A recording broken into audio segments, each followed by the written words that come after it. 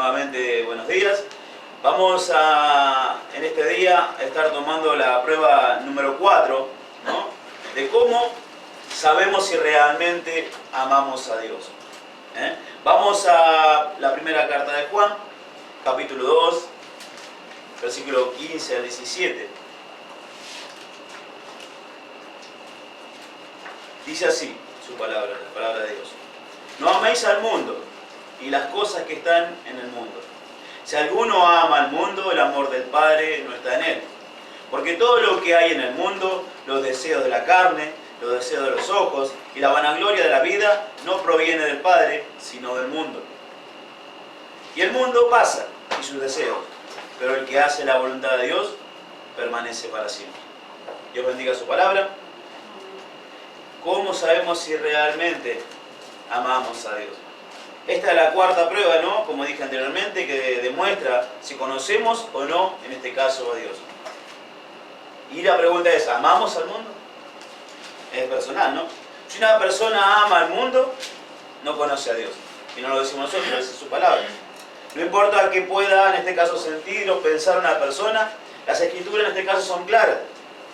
Muy claras, ¿no? Y firmes. La persona que ama al mundo, no conoce a Dios. Un creyente puede, en este caso, saber si conoce a Dios o no, sometiéndose a esta prueba. ¿No? ¿Amamos al mundo? ¿Qué se quiere significar por el mundo? Porque muchos dicen, no, el mundo es todo.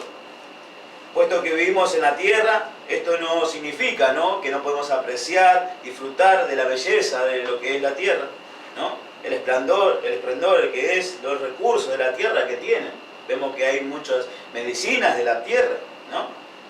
Y los cielos, en este caso, que Dios nos ha dado para vivir y apreciar, en este caso, y disfrutar.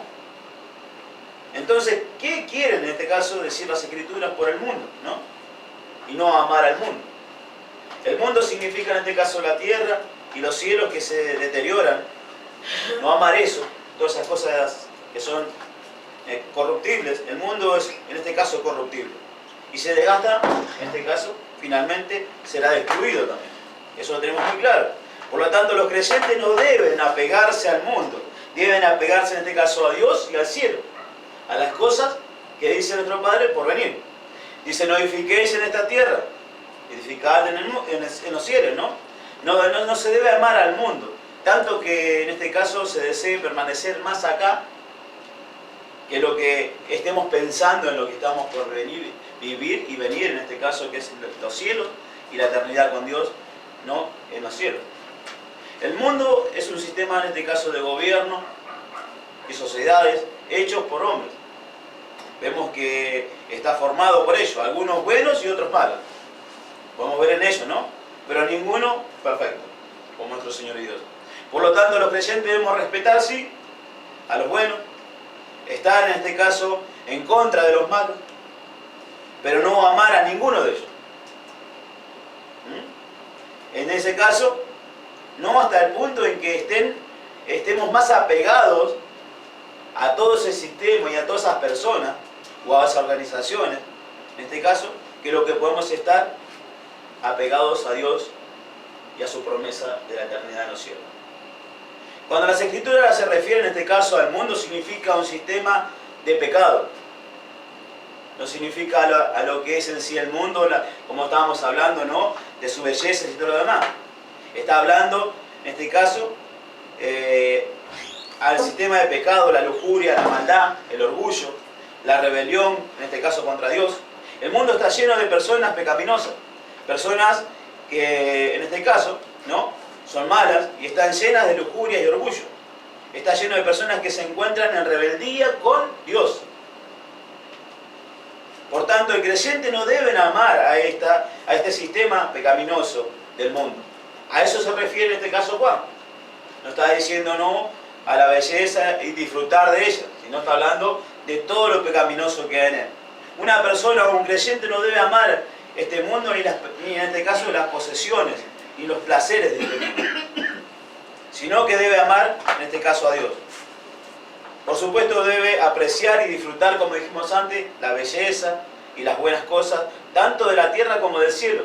Dios los ha puesto para nosotros.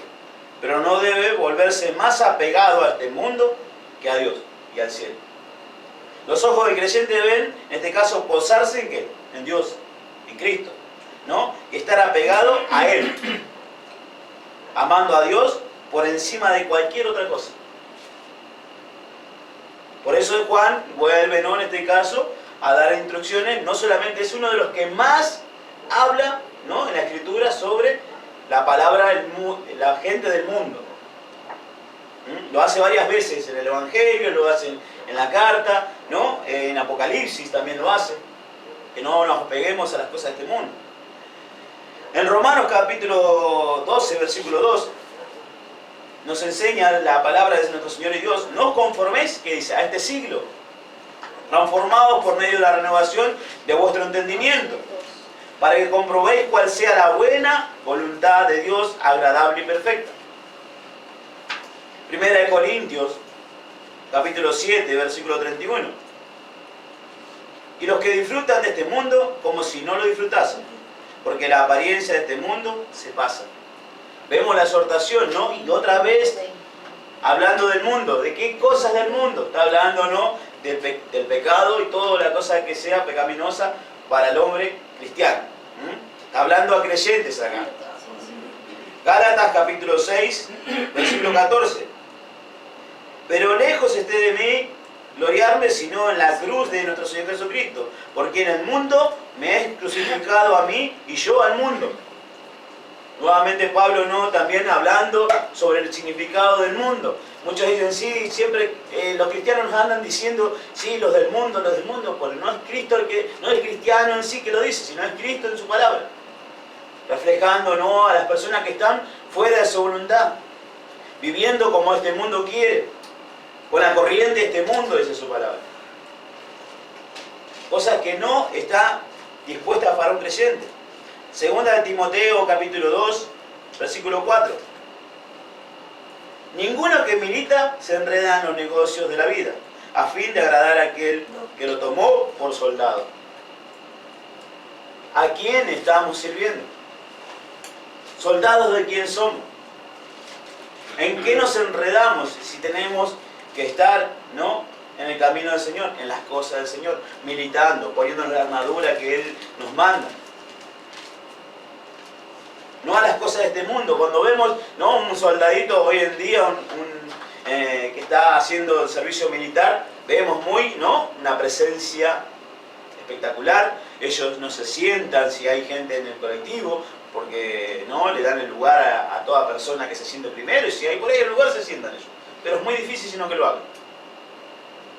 Vemos una presencia y un respeto por aquel que dicen que cuando dejaron de estar en lo que es ser un servidor público, o en este caso un civil, gracias hermano, ¿no?, dejar de ser un civil, ya son un soldado, estar diciendo, ese es mi papá, mi mamá, dice, ¿no?, y toda mi familia, aquel que me está mandando, tanto sea coronel y el grado que tenga esta persona, el más grande, ¿no?, comandante, ellos son toda su familia. Y lo que dice es palabras santas. Y es así como tenemos que ser los cristianos, firmes. ¿A quién? A nuestro Padre Celestial.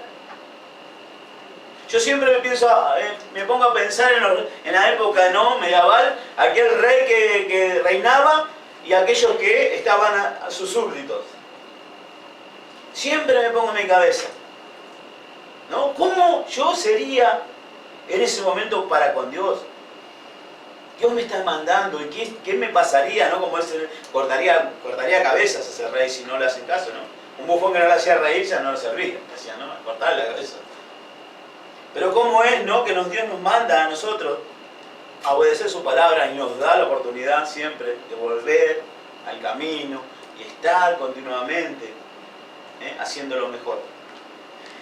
En este caso, en Hebreos capítulo 11, versículos 24 y 25, por la fe Moisés, hecho ya grande, rehusó llamarse hijo de la hija de Faraón, escogiendo antes ser maltratado con el pueblo de Dios que gozar de los deleites temporales del pecado.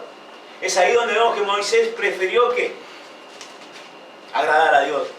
Podía tener todo, de este mundo, llamándose hijo de la hija del faraón. Mas él desechó todo eso por agradar a Dios. Fue perseguido, maltratado. Es así como debemos mirar, tener esa fe espiritual. Mirar y pensar en lo que Él quiere de nosotros. Dejar el Espíritu actuar de gran manera. Vemos en este caso en Juan capítulo 15, versículo 19. Si fuerais del mundo, el mundo amaría lo suyo. Pero porque no sois del mundo, antes yo os elegí del mundo, por eso el mundo os aborrece. Otra vez Juan hablándonos sobre el mundo. Y viendo, ¿no? Pues dice que el mundo nos aborrece. Dice, si a él lo aborrecieron, ¿por qué no a nosotros? ¿Qué somos más que nuestro Señor Jesucristo nosotros? ¿Estamos para qué, dice, esta vida acá en esta tierra? De paso, para testificar, hablar de su voluntad, para que seamos maltratados, injuriados, encarcelados. No dice que vamos a tener posesiones de este mundo. Que dice que a dónde tenemos que hacer las posesiones, dónde tenemos que edificar. No en este mundo, sino en los cielos. Es así de lo que empieza a hablar Juan con respecto a lo que no améis al mundo, ni las cosas que están en este mundo. Y dice Efesios, capítulo 5, versículo 11. Y no participéis en las obras infructuosas de las tinieblas, sino más bien reprendedlas. En las cosas de Satanás es aquello que vive y reina, ¿quién? En el mundo, Satanás. Segunda de Tesalonicenses, capítulo 3, versículo 6. Pero os ordenamos, hermanos, en el nombre de nuestro Señor Jesucristo, que os apartéis de todo hermano que ande desordenadamente, y no según la enseñanza que recibiste de nosotros. Dice que nos debemos apartar de todo lo desordenado, de todo lo que no sea su voluntad. Isaías 52:11. Apartaos, apartaos, salid de ahí. No toquéis cosa inmunda, salid del medio de ella. Purificaos los que lleváis los utensilios de Jehová. Y hoy somos aquellos portadores de todo lo que le pertenece a Dios. Tanto sea el púlpito del cielo, mi vida en lo personal. La palabra. Somos portadores de la palabra. Entonces dice que debemos apartarnos de todo el mundicio.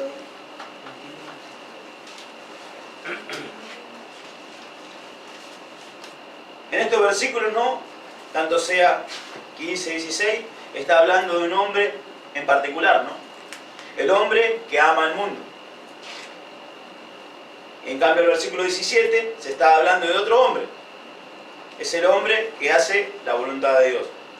En este caso tomamos al primero, ¿no? Es el que profesa, porque está hablando en este caso Juan de un creyente, ¿no? El hombre que hace una falsa profesión, y se señala en este caso 4 cosas, ¿no? Acerca de este hombre que profesa. El hombre que profesa ama al mundo, ama y está apegado más a este mundo que a Dios. Las personas a las que Juan les escribe, y vemos así en particular, son miembros de la iglesia, que han profesado a Cristo, pero Juan debe ordenar no amar al mundo. Algunos de ellos habían regresado, aparentemente no, o estaban a punto de regresar al mundo. Las Escrituras anuncian una terrible verdad en el versículo 15 y 16, ¿no? No améis al mundo ni las cosas que están en el mundo, sino, si alguno ama al mundo, el amor del Padre no está en él. Porque todo lo que hay en el mundo, los deseos de la carne, los deseos de los ojos y la vanagloria de la vida, no proviene del Padre, sino del mundo. Toda persona, en este caso, que ama al mundo, no ama al Padre. ¿Es eso también lo que nos está diciendo? La persona que ama al mundo no ama al Padre. Hay Hay cosas que suceden a los creyentes que los hacen regresar al mundo, ¿no? Y amar al mundo. Creyentes entre comillas. Porque no, dice, en este caso Pedro en algún momento, ¿dónde vamos a ir, Señor? Cuando Él le invita, ¿no? Si ustedes también se quieren ir, váyanse con ellos. Cuando empezaron, ¿no?, los cristianos a dejar a Cristo. En ese momento aquellos discípulos que estaban a su alrededor, que eran muchos, y les dice a los 12 también, ¿ustedes se quieren ir con ellos? Váyanse. Y Pedro dice, Señor, ¿dónde vamos a ir? Eso es un verdadero creyente. Sabiendo de lo que Dios quiere, lo que nuestro Señor Jesucristo estaba hablando, ¿no? Algunos comienzan en este caso a gozar tanto de la naturaleza, de la belleza, de la tierra, que ya no adoran, ¿no?, a Cristo como es debido. Abandonan la adoración a Dios y empiezan a ver la naturaleza, ¿no? Muchos hablan hoy en día de la Pachamama, hablan de, ¿no?, dioses que son de la tierra, la madre tierra, ¿no? Habla en este caso y vemos que empiezan a dejar la adoración a Dios y a que se debe adorar y empiezan a tener adoración por lo que es natural, ¿no? En este caso también lo pueden tomar de recreación. Aquellos que están en la iglesia empiezan a centrarse en una devoción hacia todo lo que sea natural y salidas, tanto sea campamentos, camping, ¿no?, salidas acá, salidas para allá, y la adoración verdadera, como habíamos hablado, ¿no?, en las clases anteriores, debe ser al Padre, centrada en ello. Algunos se vuelven tan involucrados con el gobierno y las organizaciones sociales del hombre que se tornan más apegados y fieles a ellos que a Dios o a su iglesia, ¿no? Y siempre tengo que estar cuidándome hasta en eso, porque somos personas que caminamos en este mundo, pero no pertenecemos a él. Tenemos que estar ayudando a todo aquel que nos rodea, sí. Estamos trabajando, sí, pero no con pensamiento en este mundo. Primero es agradar a Dios, en este caso, y a la misión que nos da de ir para salvación a la gente. Algunos se tornan tan hambrientos por el mundo y sus cosas que comienzan, ¿no?, a regresar a los placeres y posesiones del mundo. Vemos personas que han empezado muy bien.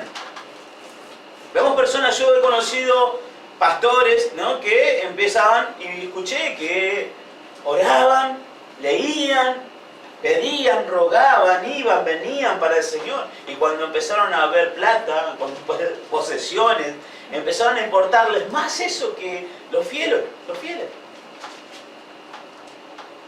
Porque hay que darle dedicación, dice el Padre, ¿no?, personal. Él nos ha puesto para ello, para llevar su palabra. Pero al tener y ver abundancias, empiezan a poner hasta pretextos de que el Señor empezó a bendecir y esto es de trato a Dios y no ven que es lo personal. Y empiezan a sacar la mirada de Cristo y empiezan a tener esos placeres y posesiones de este mundo. Hay 3 pecados de mundanalidad en el hombre que profesa en este caso y sigue al mundo. Está la lujuria, como vemos, de la carne, ¿no? En el versículo eso lo podemos ver. Versículo 15, no, versículo 16, perdón. Porque todo lo que hay en el mundo, los deseos de la carne. Vemos que está la lujuria de los ojos, ¿no?, deseos de los ojos, y la vanagloria de la vida. O sea, está el orgullo de la vida. En este caso, está la lujuria de la carne. Tiene que ver con el sentir, con el tocar, el degustar, oler, oír y ver. Este es el asiento de los deseos e impulsos. Todo aquello que está al alcance, ¿no?, de la carne. En las Américas traduce pasión. Pasiones, ¿no? Los deseos e impulsos no están mal. No está mal que tengamos deseos o impulsos. Un hombre tiene que tener deseos e impulsos para poder vivir en una vida sana, ¿no?, en este caso normal. Pero los deseos de la carne deben ser controlados. Hay 2 ocasiones, ¿no?, en las que los deseos y los impulsos de la carne son inadecuados. Uno es cuando la carne desea algo que está directamente prohibido por Dios. Ahí está mal. Y Y segundo, cuando la carne desea y desea y consume, entonces se convierte en indulgencia y libertinaje. Ahora, ¿cuáles son los deseos de la carne? Son mucho más de lo que la gente habitualmente piensa, ¿no? Mucho más que en este caso, los pecados inmorales de la sociedad y las obras de la carne, en este caso, piensan como normales. En Gálatas capítulo 5, versículos 19-21, vemos, ¿no?, que está el adulterio, la fornicación, ¿no?, inmundicia, lascivia, idolatría, hechicería, enemistades, pleitos, celos, iras, contiendas, disensiones, herejías, envidias, homicidios, borracheras, orgías. Y vemos que es mucho más de lo que una persona cualquiera normal piensa que es un deseo inmoral, piensa la mayoría. Pero vemos que el pleito, los celos, las iras, eso está en contra del Señor. Podemos ver en este caso, ¿no?, el adulterio, infidelidad sexual respecto a la esposa o al esposo. También es mirar a una mujer o a un hombre con lujuria. Mirar y sentir lujuria por el sexo opuesto, ya sea en personas, revistas, libros, mirando en la playa, o en cualquier otro lado, es adulterio. Imaginar y sentir lujuria dentro del corazón es lo mismo que cometer el acto. Ya de por sí, ¿no? Sabemos que lo que nos lleva a pecar es todo aquello que primero deseamos. Es la prueba, como se dice muchas veces, ¿no? Estamos probando, se nos está probando. Pero para que se consuma el pecado tiene que haber un deseo antes. La fornicación, una palabra en este caso amplia, ¿no?, que incluye toda forma de actos inmorales y sexuales. Es el sexo prematrimonial también, y el adulterio. Es el sexo anormal, todo tipo y vicio sexual. Ahí vimos la fornicación. Y lo está hablando la palabra del Señor, uno no está poniendo nada más encima ni sacando nada. Por eso dice que la fornicación es todo aquello que es prematrimonial y es adulterio. Y el sexo anormal.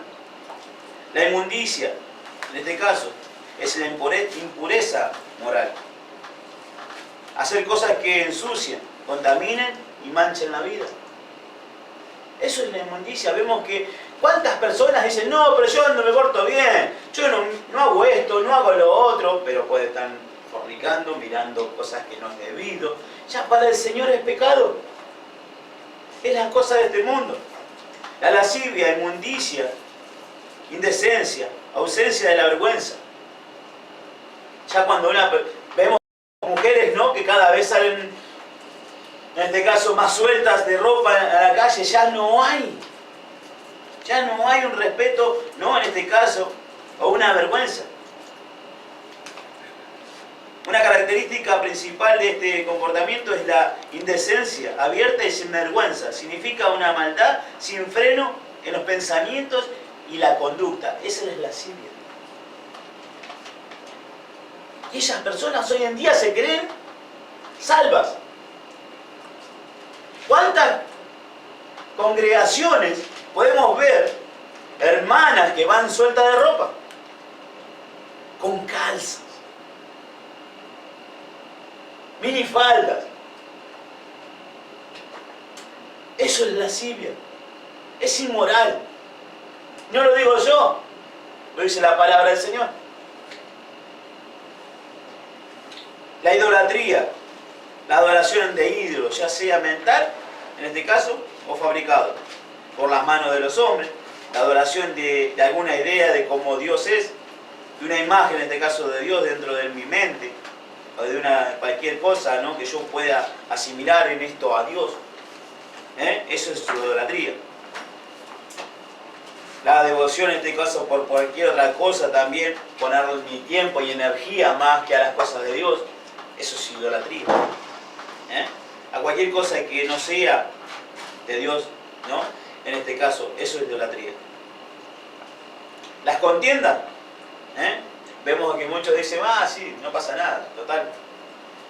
El que hace conflicto, la pelea, la lucha, la riña, disensión, un espíritu de división, por eso dice, ¿no?, que la palabra, ¿no?, le pega a aquel que hace la división muy fuerte, ¿no?, en este caso le pega muy fuerte al que hace la división en las iglesias, una sedición, ¿no?, que hace separar. Por eso es que no se manda a separarse a los hermanos de las iglesias, ¿no?, sino a solucionar las cosas en el Señor. Yo no puedo aceptar a una persona que venga de otra congregación porque se ha peleado con un hermano y no ha arreglado la situación. El hermano, vaya y arregle su situación con su hermano, pídale perdón si es necesario, y después venga y compartimos las cenas también. Y puede sentarse nuevamente. Porque no me gustó la cara de ese hermano, me vine de allá. Y muchos dicen eso. Ponen ese pretexto. Y la palabra dice que yo tengo que hablar con ese hermano.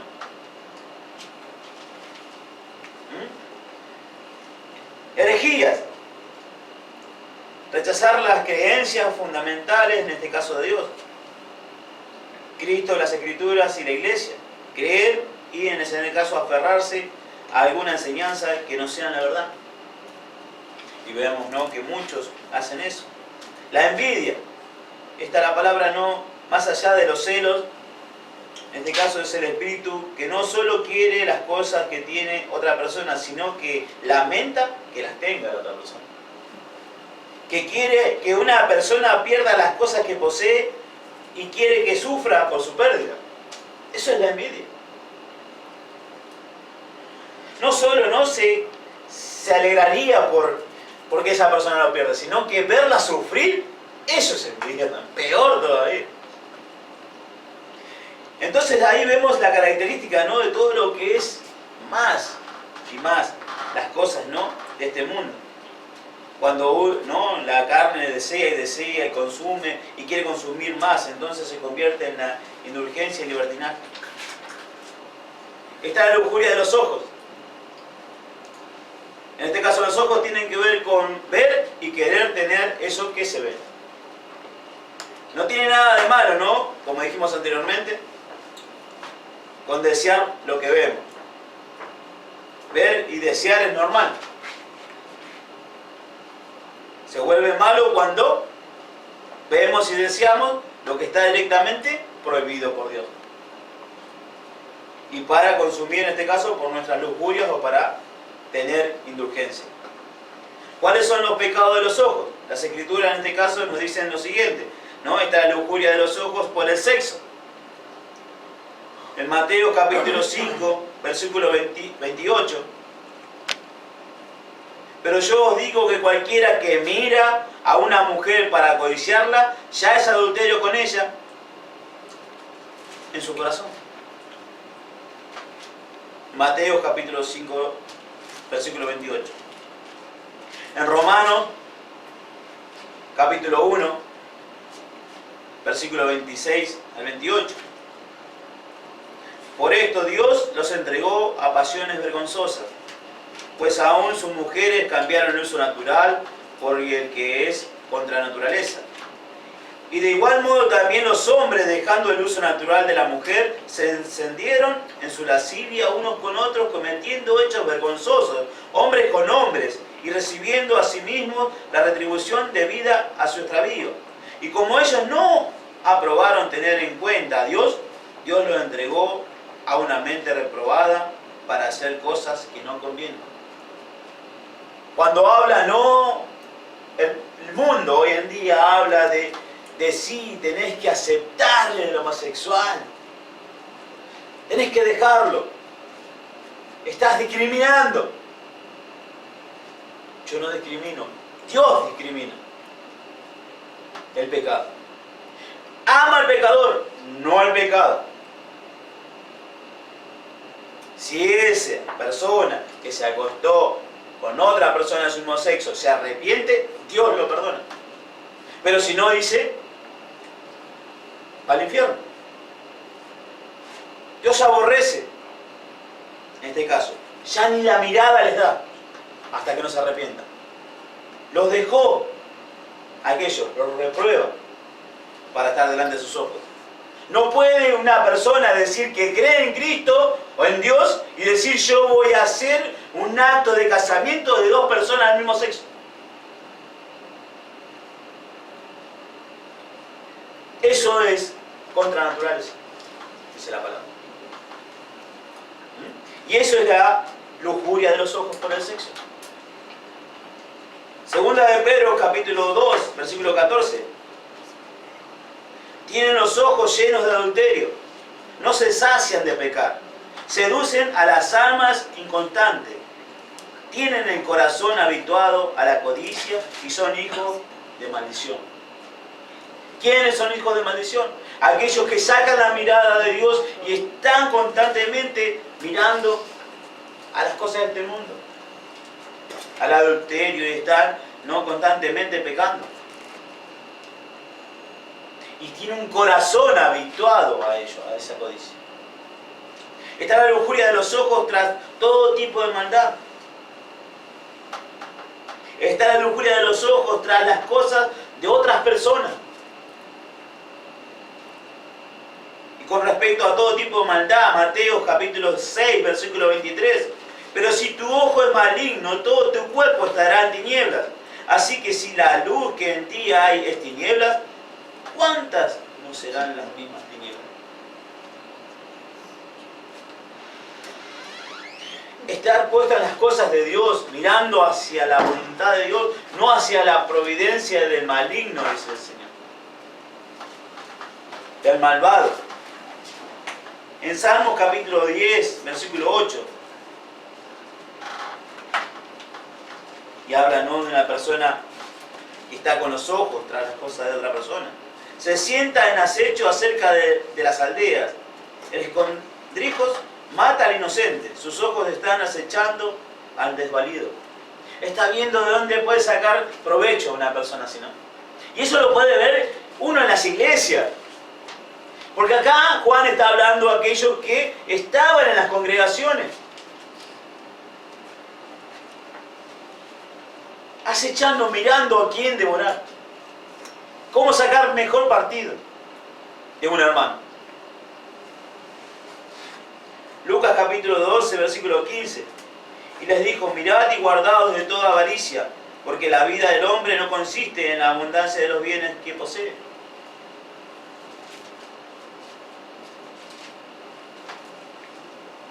La vida del hombre no consiste en las cosas materiales. Está la lujuria de los ojos tras todos los placeres y posesiones del mundo. El vino, las drogas, bebidas alcohólicas. Está la lujuria de los ojos tras los dioses. Tras dioses no creados por uno mismo. Por uno que está en el mundo. Está el orgullo de la vida, ¿no? Como tercera parte. El orgullo de la vida significa el centrarse en uno mismo. Una persona que está centrada en sí misma, en este caso, y quiere que la gente lo advierta, se trata de una persona cuya mente, y pensamiento están básicamente en sí mismo. Es una persona que busca la atención a través de lo que viste, o la apariencia, una posición que tengo, o riqueza. Busca la honra, reconocimiento, la fama, poder, posesión, el lujo. Una persona así busca, en este caso, echar sombra sobre los demás. Que otros sean apaciguados y él ser enaltecido. Vimos, ¿no? Mucho de esto en donde estábamos antes, ¿no? Personas que quieren ser ellos y nada más. Es orgulloso de mi vida. Que todos me vengan a mí a preguntar. Y mi palabra es la que vale. Y la última palabra es la mía. Ustedes hablen. Hablen, digan todo lo que quieran. Después cuando tomen una decisión, yo voy a decir si es sí o no. Vemos así que el mismo Juan toma en una de las cartas, ¿no? Hay otro como ejemplo. El orgullo de la vida significa autosuficiencia. Una persona que está centrada en sí misma y se siente completamente capaz de manejar la vida por sí misma. Es una persona que considera que la propia imagen, la imagen pública, ¿no? El yo y las fuerzas personales son la base de la vida. Es una persona que siente poca o ninguna necesidad de Dios. Se siente autosuficiente, ¿no? Siente que puede ir por la vida por sus propios medios y conquistar todo problema o circunstancia que se le cruce. Considera que este mundo es un fin en sí mismo, ¿no? Que no hay más allá.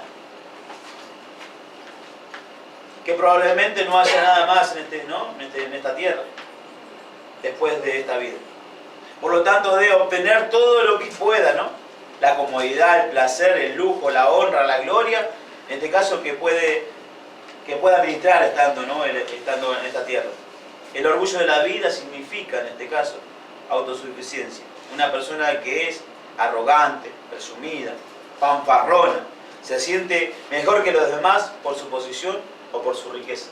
Esto traduce arrogancia. Arrogancia. Un arrogante, ¿no? Una persona se siente superior a los demás por su apariencia o capacidad.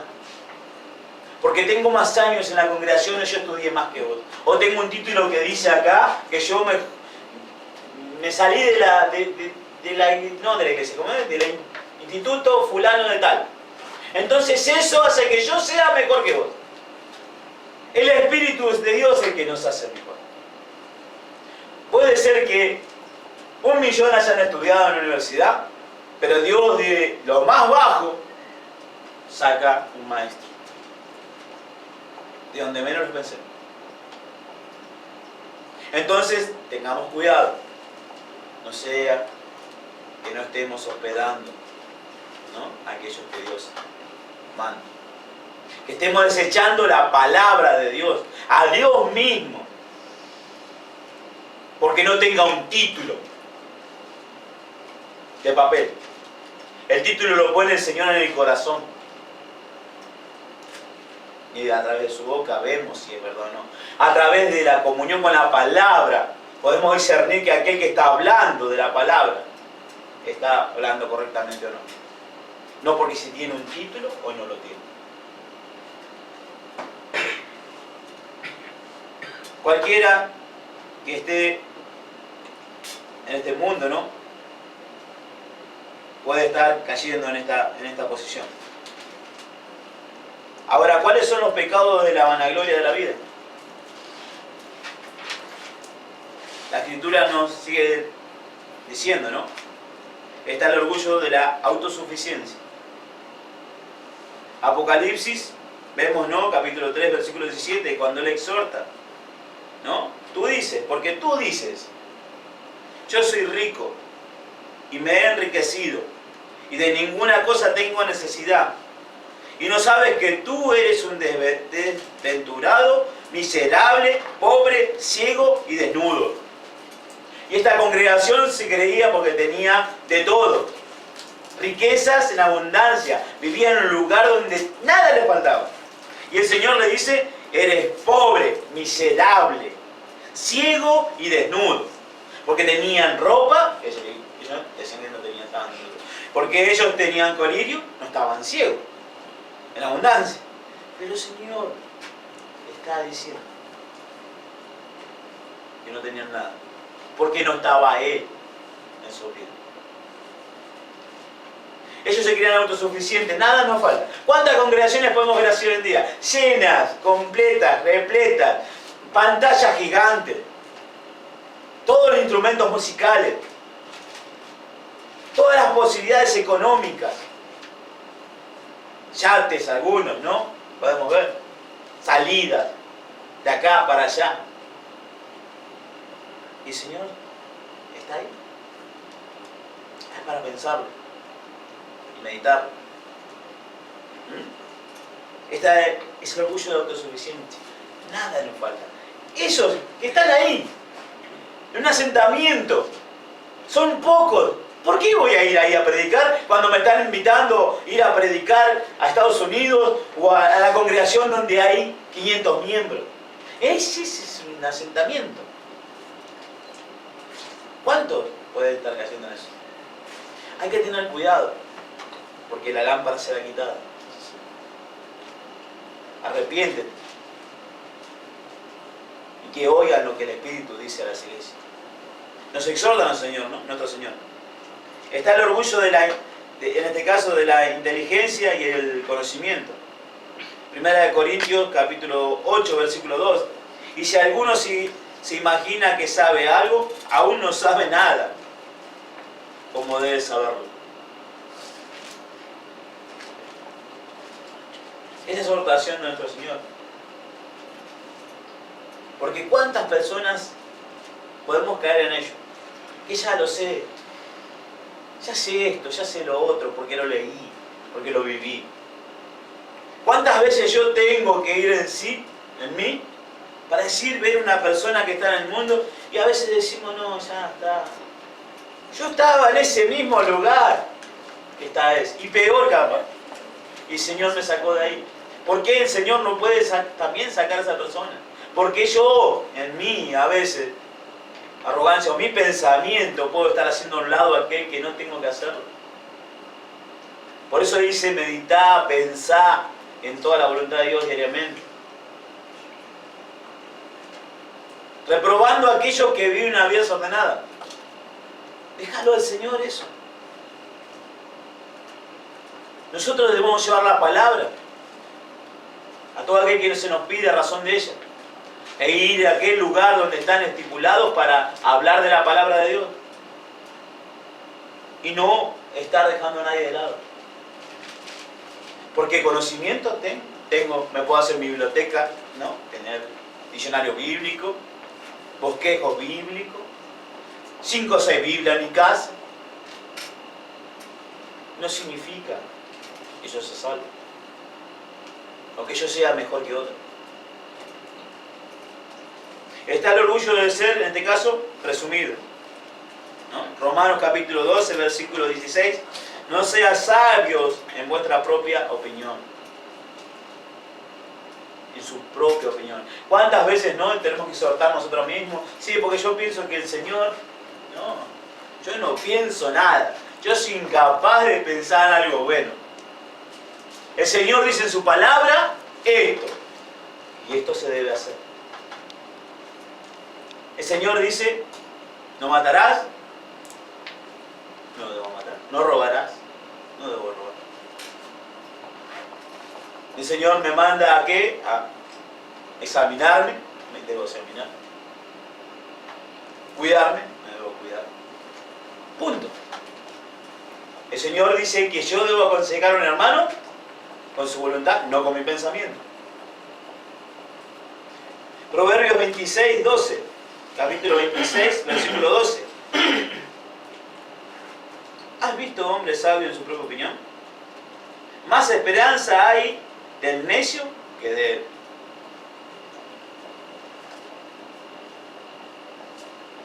La exhortación, ¿no? Más esperanza hay en el necio que de él, para poder ser, en este caso, salvo. El hombre que profesa no es de Dios, es del mundo. Ser de Dios significa haber nacido espiritualmente en Dios. El hombre que profesa es del mundo, no de Dios. O sea, nació de la carne, no de Dios. Juan capítulo 3, versículo 3 al 5. Lo pueden anotar, ¿sí? En este caso, un hombre que profesa no es de Dios, o sea, sigue siendo de la vieja criatura de la tierra, no de la nueva criatura. En este caso de Dios. Segunda de Corintios, capítulo 5, versículo 17.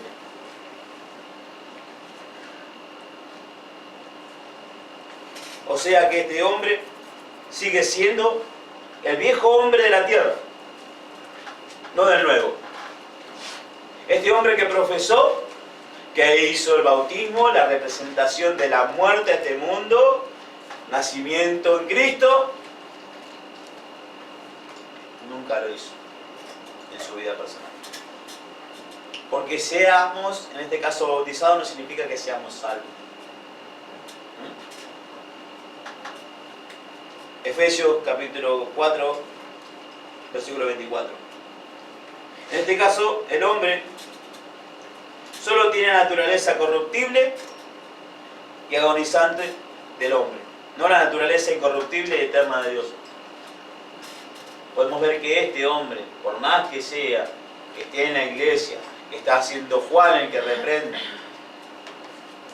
aquel que se dice ser cristiano, no es salvo. No lo es. Porque no es renovado, porque no es transformado, porque no es edificado. ¿Y qué no se transforma? ¿Qué no se edifica? Es la palabra de Dios. La obediencia a aquella, a ella.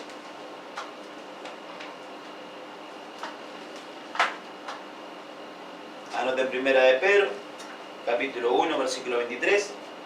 Y segunda de Pedro, capítulo 1, versículo 4. Ahora versículo 17 para finalizar. Está el hombre obediente, ¿no? El hombre que hace la voluntad de Dios. Y él da, en este caso, una promesa. Vive para siempre. Este hombre sabe algo. El mundo morirá.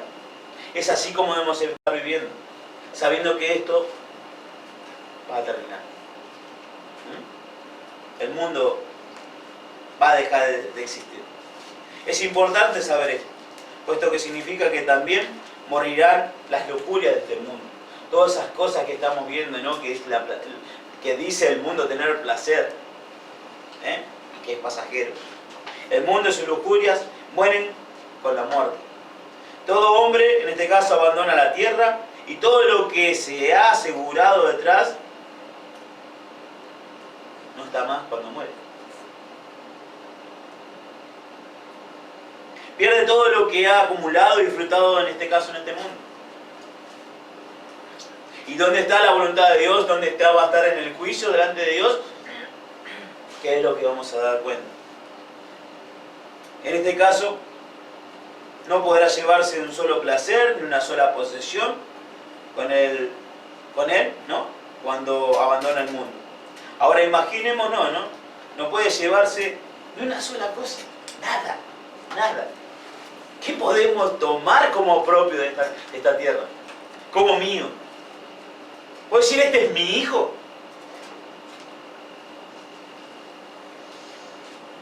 Me pertenece. Este púlpito, esta casa, todo es pasajero. Nada me voy a llevar de acá a esta tierra. Es prestado. Debemos vivir de esa manera, viendo en la voluntad del Señor, dando de la voluntad de Él. Se pierde todo, lo acumulado y lo disfrutado, supuestamente, ¿no? El mundo habrá muerto, en este caso para él. Ya no habrá más tiempo, no para, en este caso, las personas, ¿no? No para los placeres y las posesiones de este mundo. Por eso, ¿no? El mundo y su lujuria mueren con la muerte.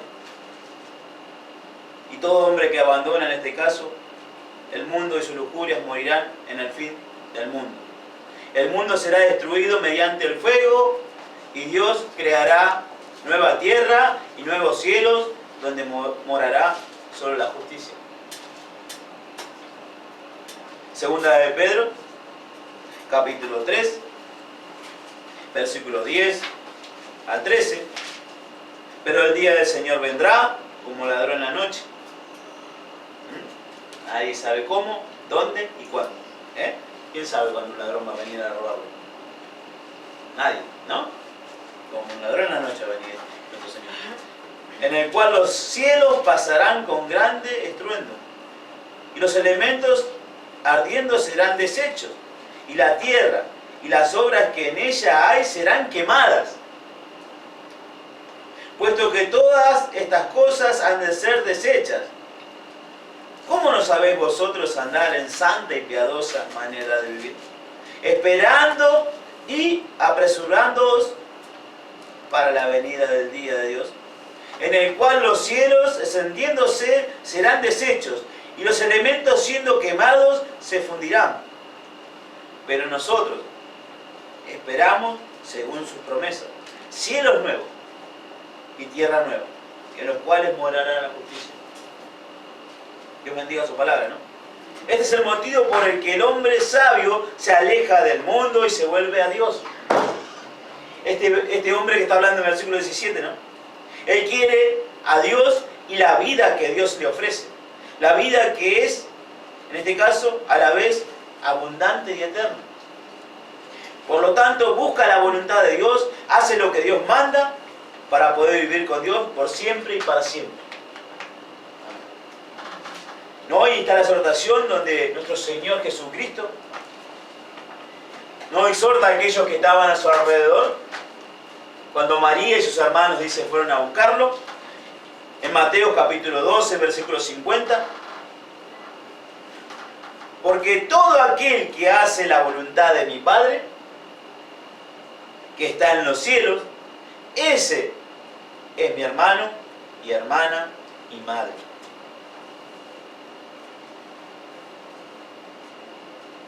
Juan capítulo 5, versículo 24. De cierto os digo, el que oye mi palabra y cree al que me envió, tiene vida eterna, y no vendrá a condenación, mas ha pasado de muerte a vida. Qué hermoso, ¿no? Qué hermoso para aquellos que estamos en el camino, aquellos que hemos creído. Ya estamos, pasamos ya no estamos, ya no reina a nosotros la muerte. Ya pasamos a la vida, y en la vida eterna. ¿No? Uno se le eriza la piel a veces, ¿no? Cuando pasa esto. Y lee estas cosas, ¿no?